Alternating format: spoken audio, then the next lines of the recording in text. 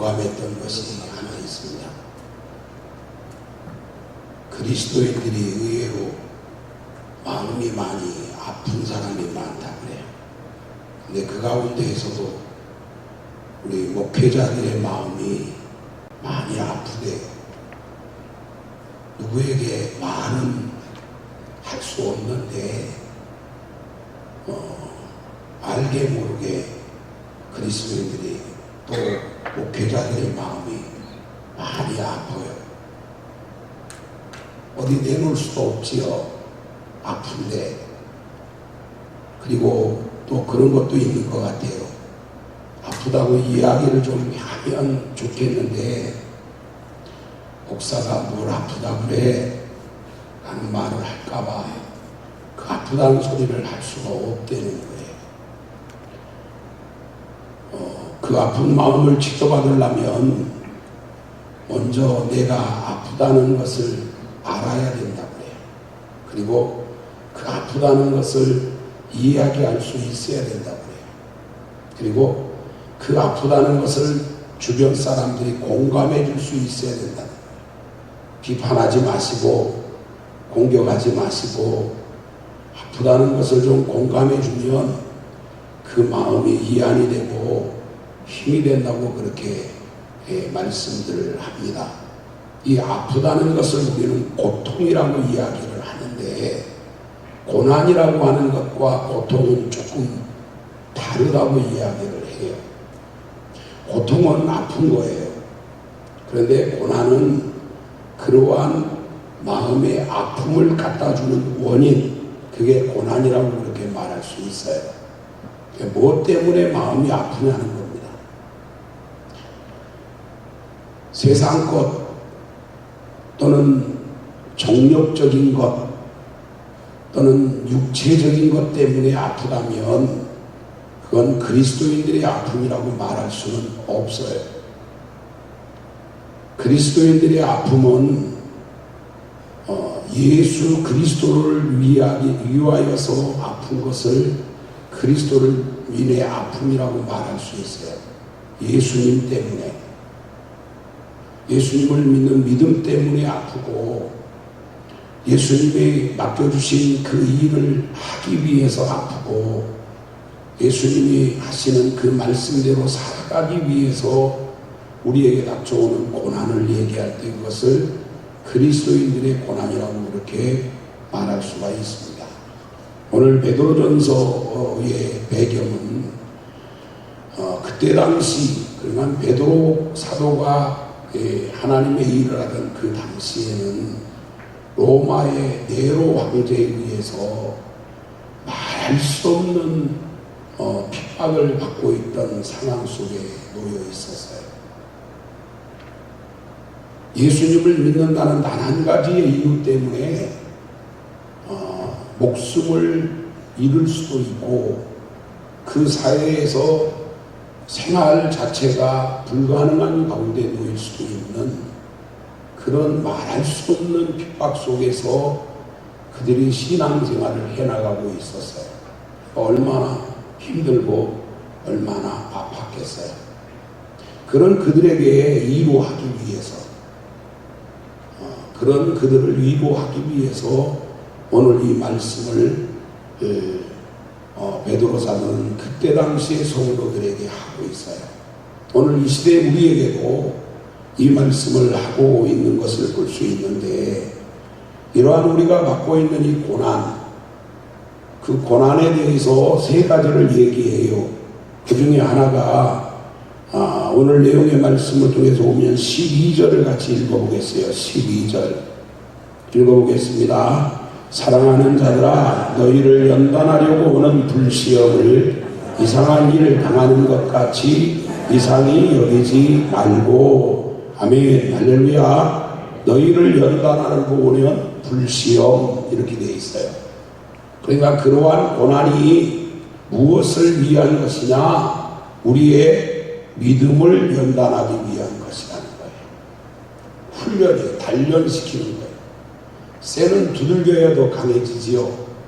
비 온 뒤에 땅이 더 단단해진다고 그래요. 그것처럼 우리들의 믿음을 더 견고하고 단단하게 만들기 위해서 우리에게 오는 불시험, 단련하기 위한 훈련이라고 그렇게 이야기를 하고 있어요. 온실 속의 하초는 강하지 못해요. 조금만 추워도, 조금만 바람이 부어도 꺾이고 그리고 그냥 얼어 죽고 말아요. 그런데 저 밖에 있는 잡초는 사람들이 그렇게 짓뭉개도 다시 싹을 틔워 올라옵니다. 그러니까 예수 믿는 사람들이 너무 연약해서 닥쳐오는 그러한 고난을 이겨낼 수가 없어요. 그 고난을 이겨내게 하기 위한 시험으로 그 고난이 우리에게 닥쳐온다고 말씀을 합니다. 저도 목회를 하고 있는 사람인데 벌써 30년이 넘은 것 같아요. 제가 신학교에 가서 교수님들을 뵀을 때 그 교수님들이 목회를 한 30년 했다고 얘기를 하면 와, 어떻게 30년을 할까 했는데 어느샌가 저도 30년이 너무 목회를 하고 있는 것 같아요. 근데 하루라도 마음이 편한 날이 별로 없었던 것 같아요. 바람이 불면 이 바람만 지나가면 되겠지 했는데 더 강한 바람이 불고, 산이 앞을 가로막으면 이 산 하나 넘어가면 되겠지 했는데 더 높은 산이 앞을 가로막는, 어찌 보면 그게 목회가 아니었을까 그렇게 생각을 합니다. 제가 비관주의자는 아닌데, 그런데 그러한 과정들을 통해서 저를 돌아보면 제가 많이 단단해지고 성숙되어져 있다라고 하는 것을 깨닫게 돼요. 처음에 제가 목회를 시작할 때는 여기 저희 동기 목사님들이 계시는데 저 때문에 목사 안수를 못 받을 뻔했어요. 그만큼 제가 인간적으로 많이 부족하고 또 문제가 많았던 사람이었어요. 그런데 벌써 30년을 넘게 목회하고 있고, 저하고 같이 목사 안수를 받으신 분들 중에 반은 벌써 교단을 떠나고 목회를 그만두고 그러고 있어요. 근데 제일 못났던 것 같은데 지금 끝까지 목회를 하고 있는 거 보면 그것이 이러한 여러 가지의 시험을 통해서, 단련을 통해서 되어진 것이라 그렇게 생각하고요. 또 하나 더 말씀을 하고 있는 것은 그러한 고난에 대해서 우리에게 이야기하는 게 13절에 대해서 말씀을 합니다. 13절 읽어볼까요? 있습니다. 오히려 너희가 그리스도의 고난에 참여하는 것으로 즐거워하라. 이는 그의 영광을 나타내실 때에 너희로 즐거워하고 기뻐하게 하려 함이라. 아멘. 그의 영광을 나타내실 때에 너희로 즐거워하고 기뻐하게 하려 함이라. 그랬습니다.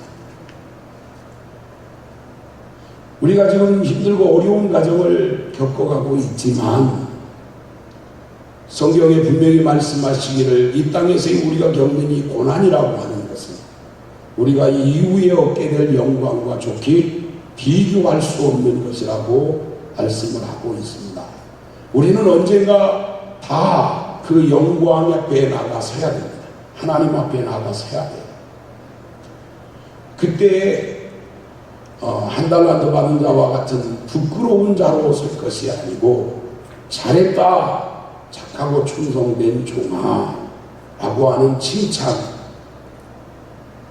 그 주님의 인정이 우리에게 있다면 이 땅에서 우리가 힘들고 어려운 고난의 이 과정을 겪는 것은 결코 어려운 일이 아니라고 생각을 합니다. 언젠가는 갈 겁니다. 그리고 주님 앞에 가서 설 겁니다. 저는 목회하면서 힘들고 어려울 때 하나님 앞에 엎드려 기도하면 하나님께서 마음에 딱 음성 하나를 들려줍니다. 내가 한다. 그러면 끝나는 것 같아요. 하나님이 안다는데 더 무슨 말이 필요하겠어요? 내가 한다. 할렐루야. 여러분, 우리가 겪고 있는 그 고난이 내 잘 먹고 잘 살기 위한 고난이 아니고 내가 주님에 대한 믿음을 가지고 살기 위해서, 내가 그 주님의 말씀대로 순종하여 살기 위해서 그 주님이 내게 맡겨주신 그 사명 감당하는 일을 위해서 겪는 고난이라고 한다면 주님 앞에 우리가 나아갔었을 때 잘했다 라고 하는 이 한마디면 끝나는 거 아니겠습니까? 할렐루야. 이 땅에서 아무리 잘 먹고 잘 살고 이 땅에서 호의호식하며 살았다고 해도 그날 주님 앞에 나아가 섰을 때 그 주님이 나는 너 모른다라고 이야기를 해버리면 그거 실패한 거 아닙니까? 잘했다라고 하는 그 칭찬 한마디가 우리의 이 고난의 모든 것을 다 보상해주고도 남는 것이라는 것을 믿으실 수 있기를 바랍니다. 또 하나 14절의 말씀을 읽어보겠습니다. 있습니다. 너희가 그리스도의 이름으로 치욕을 당하면 복 있는 자로다. 영광의 영 곧 하나님의 영이 너희 위에 계심이라. 아멘. 영광의 영 하나님의 영이 우리 위에 계심이라. 그 말은 우리와 함께하고 계시다는 이야기. 그러니까 혼자 겪는 고난이 아니라는 거예요. 여러분 곁에 보혜사 성령께서 함께하고 계시다는 사실을 믿으시기를 바랍니다. 혼자 겪는 것이 아니에요. 보혜사 성령께서 여러분과 함께하고 계십니다. 내가 왜 이런 고난을 겪는지 알지 못할 때 그 고난을 겪는 이유를 깨닫게 하시는 것이 성령이십니다. 저는 위기라고 하는 말보다는 견디라고 하는 말이 더 필요하다고 이야기를 한다고 해요. 신앙은 이기는 것이 아니라 견디는 거랍니다. 견뎌 나아갈 수 있도록 해주시는 것이 보혜사 성령이십니다. 이 세상에 아무도 내 편에 서 있지 않아도 유일하게 내 편이 되어주셔서 내 편을 들어주시는 분이 바로 보혜사 성령이십니다. 내가 실수하고 내가 잘못해서 실패하고 좌절하고 넘어져 있을 때에 내 손을 붙들어서 일으켜 세워 견인해 주시고 나를 이끌어 나아가 주신 분이 바로 성령이시라고 말씀을 하고 있습니다. 저는 강대상에 올라가는 것이 굉장히 무서웠습니다. 어떤 분이 그러더라고요. 그게 공황장애 증상이라고 이야기를 하더라고요. 강대상에 올라가는 시간이 되면 몸살을 앓듯이 몸이 쑤시기 시작을 합니다. 속이 미스미스해지기 시작을 합니다. 그리고 어지럼증이 자꾸 나타나요. 올라갈 때에는 정말로 못 올라가겠어요. 차라리 도망가고 싶은 마음이 들 때가 있어요. 그래도 올라가요. 엎드려서 전 못하겠어요. 성령님이 하시지요. 일어나서 찬송을 부르려고 하는데 입이 열리지가 않아요. 그래도 한 절을 부르고 두 절을 부르고 세 절을 부르다 보면 입이 열리고 마음이 열리고 그리고 그 한 시간 하나님의 말씀을 전하고 예배를 드릴 수 있게 해주시는 은혜를 경험하고 찾아오네요. 준비해가는 원고가 있는데 지난 주일에도 보니까 원고대로 설교한 게 하나도 없더라고요. 근데 저희 집사람이 칭찬에는 굉장히 인색한 양반인데 주일을 지나고 나서 주일날 저녁에 그러더라고요. 오늘은 말씀이 너무 은혜로웠어요. 그래서 다시 쳐다봤어요. 왜 저러나 이제 철이 들었나 생각이 들었어요. 사모님들 영원한 야당이 되지 마시고요. 같은 여당이 좀 돼주세요. 제가 왜 사모님들이 그렇게 됐는가 생각해 보니까 목회자 수양회 때 어떤 목사님이 강사로 쓰셔가지고 목사를 비판해 줄 수 있는 사람은 사모님밖에 없다는 얘기를 하는데 난 엄청 불편했어요. 왜 저 소리를 할까? 비판은 마귀가 하고 있는데 이제 좀 못해도 잘한다고 좀 해주시면 고래도 춤춘다는데 제가 고래처럼 등치가 크잖아요. 춤추지 않을까 하는 생각이 들어요. 보혜사 성령께서 붙들어주지 아니하시면 하루 이틀 우리가 하나님의 일을 할 수 있겠습니까? 하나님의 말씀을 전할 수는 있겠습니까? 아니, 여러분 엎드려서 기도는 할 수 있겠습니까? 저는 전혀 기도가 되지 않는 시간을 겪었던 적이 있었어요.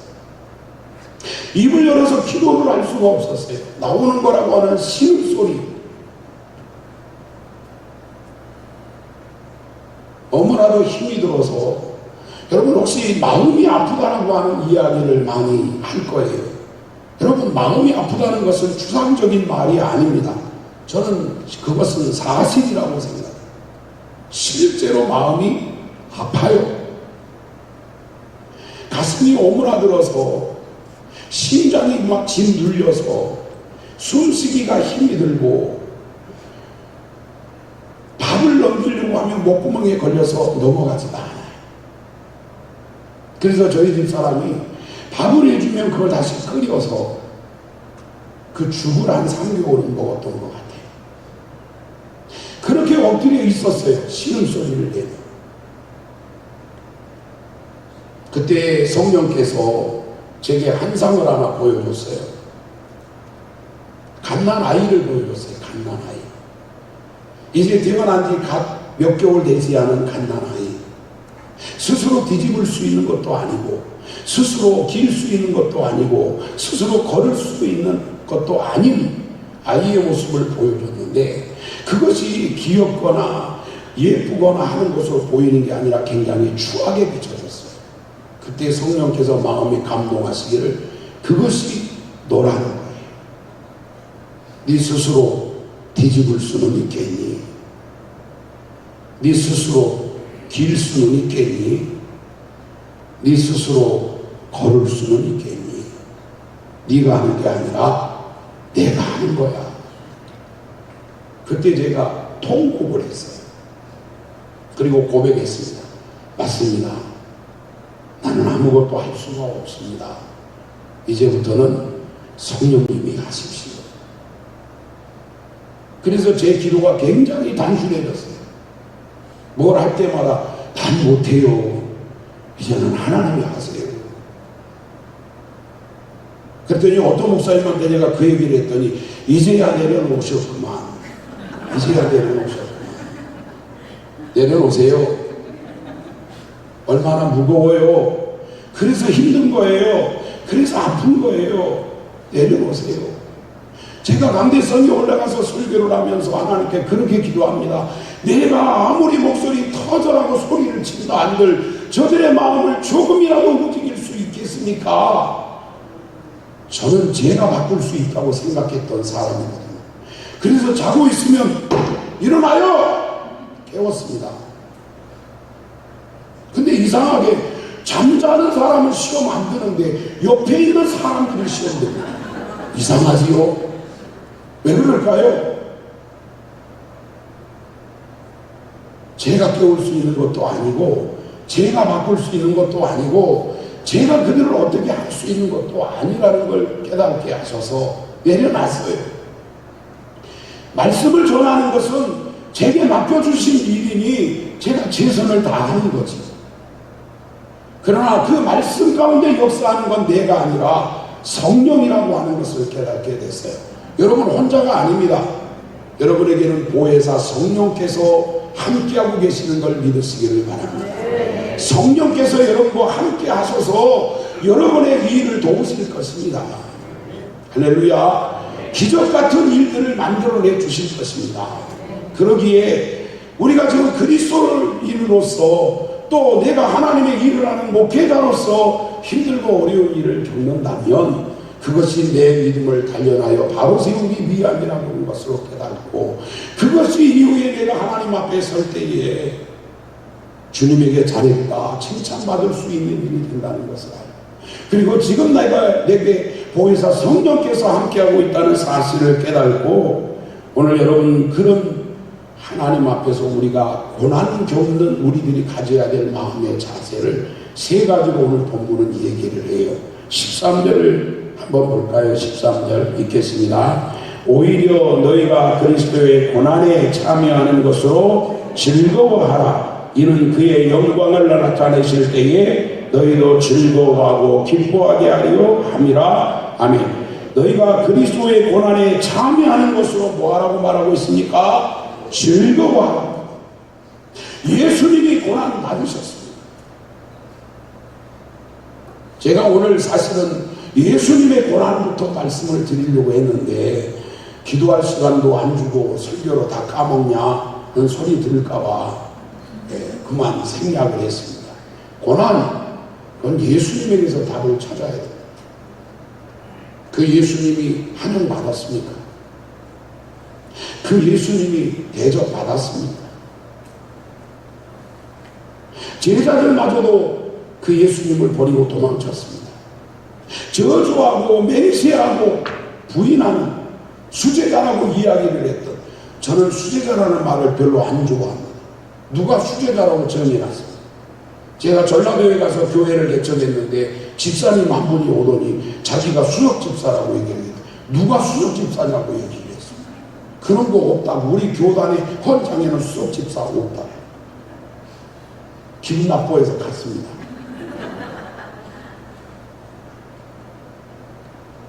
예수님의 고난에 우리가 동참하고 있다는 것으로 즐거워하고 기뻐하실 수 있기를 바랍니다.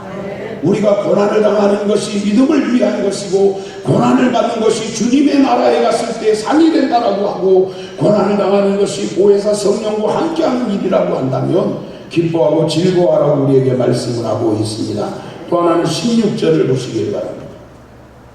읽어보겠습니다. 만일 그리스도인으로서의 고난을 받으면 부끄러워하지 말고 도리어 그 이름을 하나님께 영광을 돌리라. 아멘. 그 이름으로 하나님께 영광을 돌리라. 부끄러워하지 말고. 그리스도인으로서의 당한 고난, 제가 지금 고난에 대해서 얘기하면서 힘들어요, 어려워요, 아파요, 그거 부끄러워하지 마십시오. 사람은 어차피 저쪽에도 아파하고 힘들어합니다. 예수 믿는 사람들은 철인이 아닙니다. 주광조 장로님이 계시는데 주기철 목사님의 막내 아드님이십니다. 저는 그분에게 2번인가 3번 주기철 목사님에 대한 간증을 들었습니다. 여러분, 신사참배를 거부하고 순교의 길을 걸었던 주기철 목사님을 영화로나 어떤 글로 보면 마치 굉장한 영웅처럼 철인으로 강한 사람으로 그렇게 이야기하고 있습니다. 그러나 주광조 장로님 얘기로는 우리 아버지는 그렇게 강한 사람이 아니었다. 너무나 고문이 심해서 죽을 것 같으니까 잠깐 내놓았습니다. 교회에서도 쫓겨났고 초매에서도 제명당해서 목사가 아닙니다. 순사들이 집을 둘러싸고 있어서 교회 성도들이 접근할 수도 없습니다. 그런 집에서 어느 날 아침에 밥상을 차려놓고 밥을 먹고 있는데 문을 박차고 들어오는 형사들이 들어왔습니다. 그리고 주기철 나와, 다시 붙들어 가고자 하는 겁니다. 그때 이 주광조 장로님이 그 아버지 얼굴을 보니까 파랗게 변해가고 술을 든 손이 떨리는데 밥이 있는 그 밥이 다 쏟아져. 그 자리에 있지를 못하시고 그 마루에서 툇마루 뒤쪽으로 가서 기둥을 붙들고 울더랍니다. 하나님, 더 이상 견딜 수가 없어서, 더 이상 이겨낼 수가 없어서. 그게 아버지셨다고. 그렇게 나약했어. 그분도 아프면 아프다고 얘기를 했고 힘든 것을 힘들다고 얘기를 했어요. 오늘 우리는 그러한 고난당하는 것을 부끄러워할 일이 아니고 오히려 그로 인하여서 하나님께 영광을 돌릴 수 있는 여러분이 되시기를 바랍니다. 내가 하나님의 길을 잘하고 있다라고 하는 표가 아닐까요? 내가 고난을 당하고 있다는 이야기는 내가 예수님을 위하여 잘 살고 있다는 증거 아니겠습니까? 세상이 고난하지, 세상으로 말미암아 고난을 당하지 않는 것이 오히려 예수 잘 못 믿는 건 아닐까 하는 생각이에요. 하나님께 영광을 돌리며 사실 수 있기를 바랍니다. 하나 더 말씀을 드리면 그런 고난 속에서 우리가 어떻게 살아야 된다고 말하느냐, 맨 밑에 있는 19절입니다. 19절. 있습니다. 그러므로 하나님의 뜻대로 고난을 받는 자들은 또한 선을 행하는 가운데에 그 영혼을 미쁘신 창조주께 의탁할지어다. 아멘. 하나님께 맡기라고, 의탁하라고 하는 말씀을 하고 있습니다. 그러므로 하나님의 뜻대로 고난을 받는 사람이라면, 분명히 여기 전제되는 게 있습니다. 하나님의 뜻대로 고난을 받고 있다면 그런 우리들은 그 모든 것을 하나님께 맡기고 살아야 됩니다. 우리가 뭘 어떻게 하겠습니까? 하나님께 맡기셔야죠. 저희 장모님이 어느 날 오셔가지고 울면서 그런 얘기를 하는 겁니다. 속상해서 못 살겠다. 왜 그러냐고 그랬더니, 장애를 갖다가 거기서 교회 집사님 한 분을 만났는데 그분이 제 얘기, 저희 집사람 얘기를 하면서 개밥 주는 것까지 얘기를 하더라고요. 주일날 밥을 좀 적게 하지, 밥솥에다 잔뜩 밥을 해놔가지고 주일 지나고 나서 월요일날 먹어도 좀 먹었는데 화요일 되고 수요일 되니까 이놈에게 변해가지고 도무지 넘길 수가 없어서 개밥 준 건데 그것까지 가지고 얘기를 한다고 막 속상해. 속에서 막 화가 났어. 뭐 이런 놈이 다 있어. 지가 나한테 뭘 도와준 게 있다고 쫓아가고 싶은 마음이 굴뚝 같았는데 그럴 수가 없었습니다. 목사가 그러면 안 되잖아요. 그래서 그냥 방문 걸어 잠궈 놓고 웅크리고 아무 말도 안 하고 웅크리고 앉아 있었어요. 그렇게 한 석 달 지났는데 그분이 제 앞에 와서 물을 부었어요. 제가 잘못한 것 같다. 목사님 용서해 주시라. 만약에 그때 제가 열을 내고 그대와 따졌다면 어떻게 됐을까요? 그러잖아요. 맡기시기 바랍니다. 내가 할 수 있는 일이 아니에요. 해결할 수 있는 분은 하나님이시고, 여러분 우리의 모든 것을 바르게 잡아주실 수 있는 분도 하나님이시고, 그 모든 것을 온전히 이루어 주실 수 있는 것도 하나님인 것을 믿으시기를 바랍니다. 맡기십시오. 그것이 고난받은 성도들이 가져야 될 신앙의 모습이라고 말씀을 합니다. 여러분 믿음을 연단해서 여러분의 믿음이 온전해져야, 어제 저녁에 강사 목사님 말씀한 것처럼 저 북한의 그리스도인들과 한국의 그리스도인, 이 남한의 그리스도인들을 비교한다면 우리는 째포되지 않지 않겠습니까? 그대로 목숨을 걸고 믿지 않는, 다음에 우리는 우리 믿음을 바로 세워야 되지 않겠습니까? 하나님의 나라에 가서 칭찬받고 상받아야 되지 않겠습니까? 보혜사 성령께서 함께하는 것을 믿으시기를 바랍니다. 기뻐하십시오. 하나님께 영광을 돌리십시오. 그리고 그 하나님께 모든 것을 내어 맡기실 수 있기를 바랍니다. 그래서 이 고난을 넉넉히 이겨내고 승리하는 삶을 살아가시기를 주의 이름으로 축원합니다.